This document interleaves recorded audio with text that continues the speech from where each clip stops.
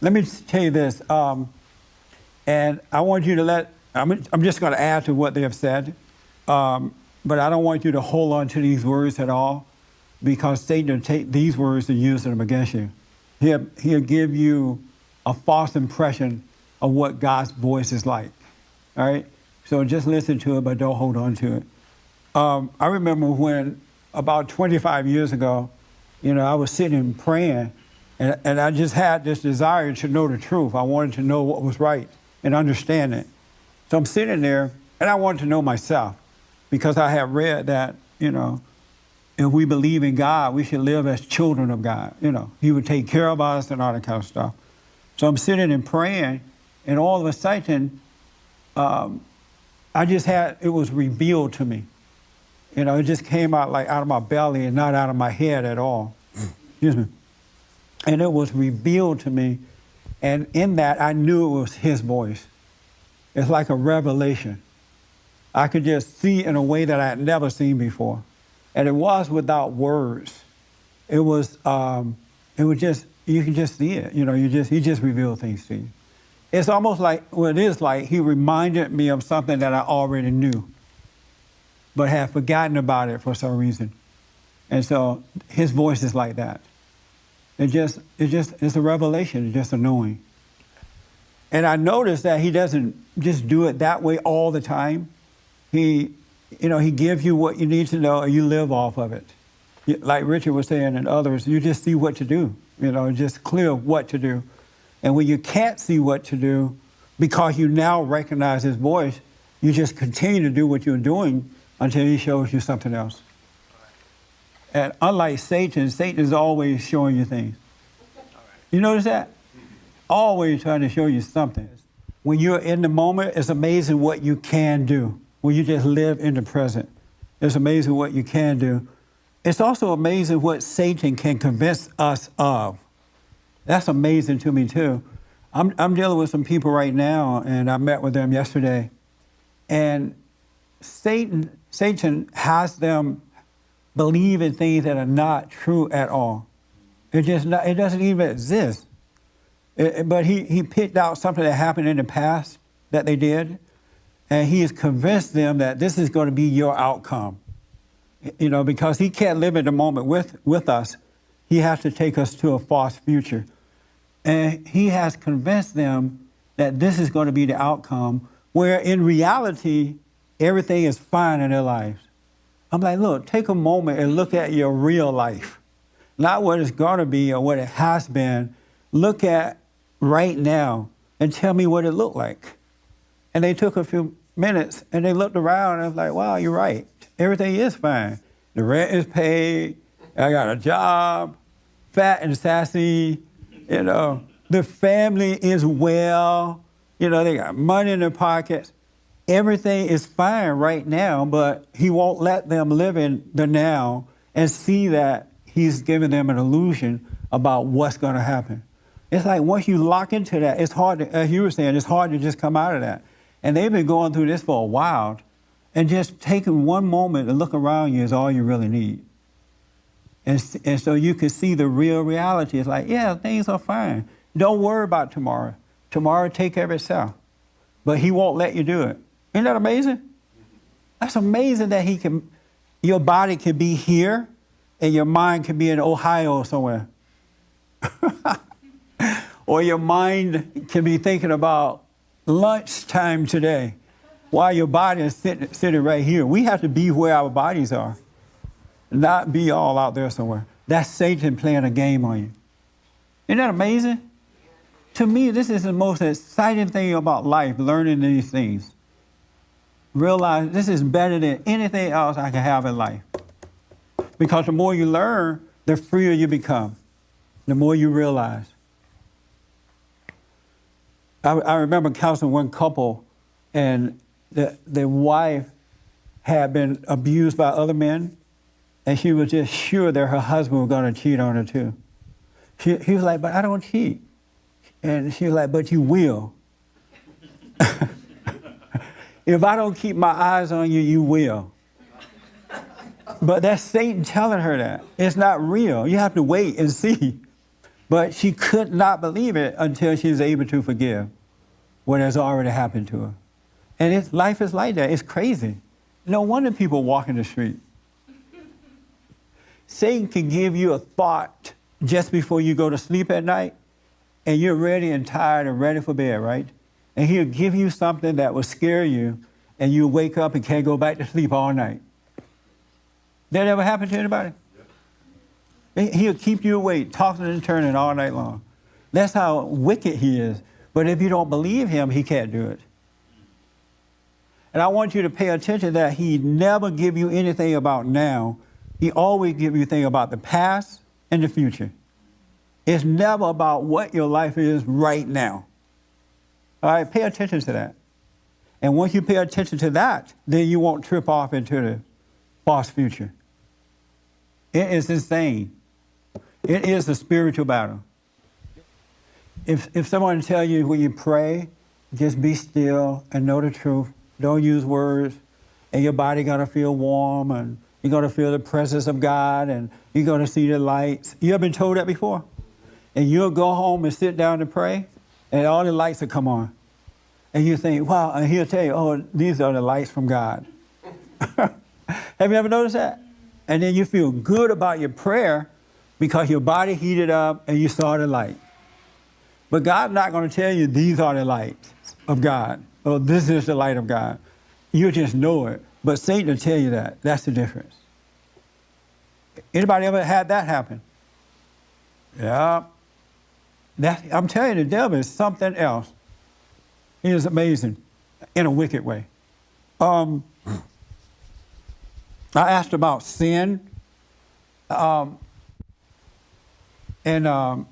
he mentioned what's happening overseas, you know, how they hate us over there.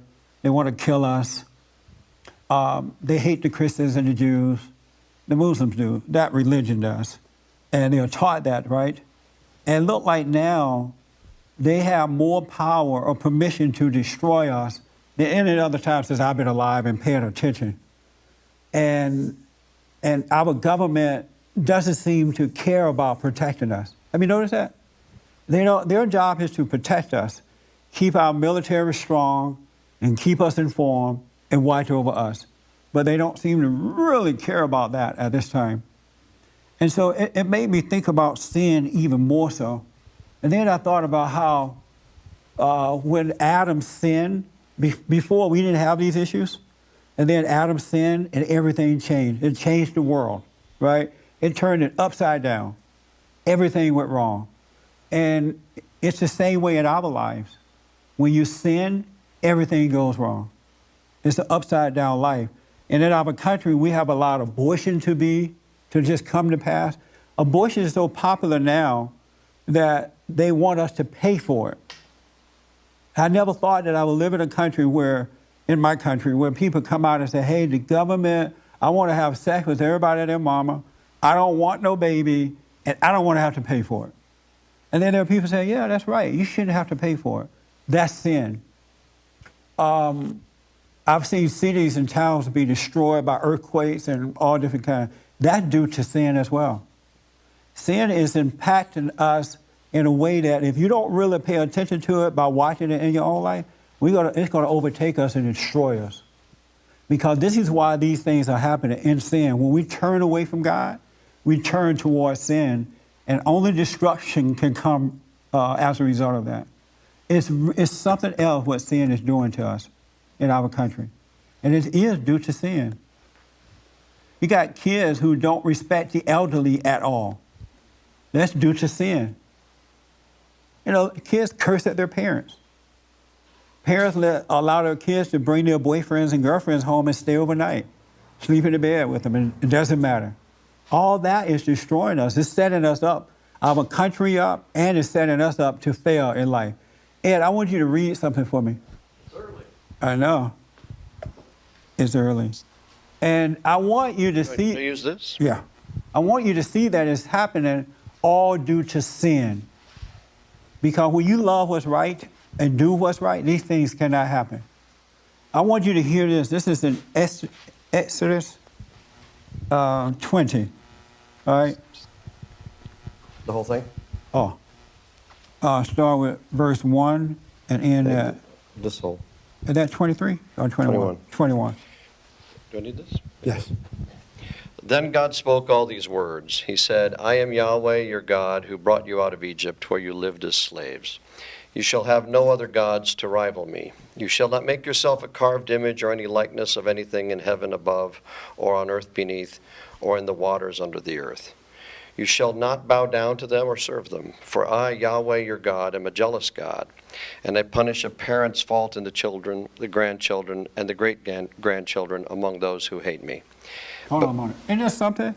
Because of what you do wrong, your kids suffer, their kids suffers, their kids, and so on and so on.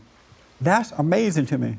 And I see this all the time because I'm looking at how generations and generations of young kids are suffering now.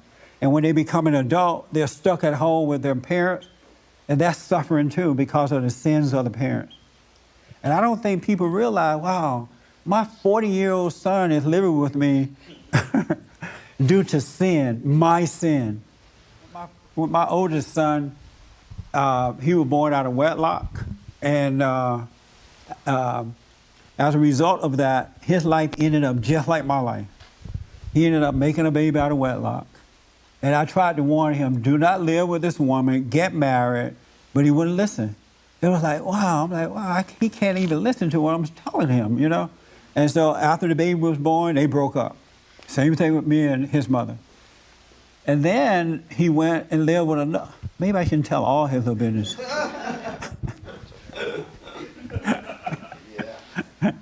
But it's my fault.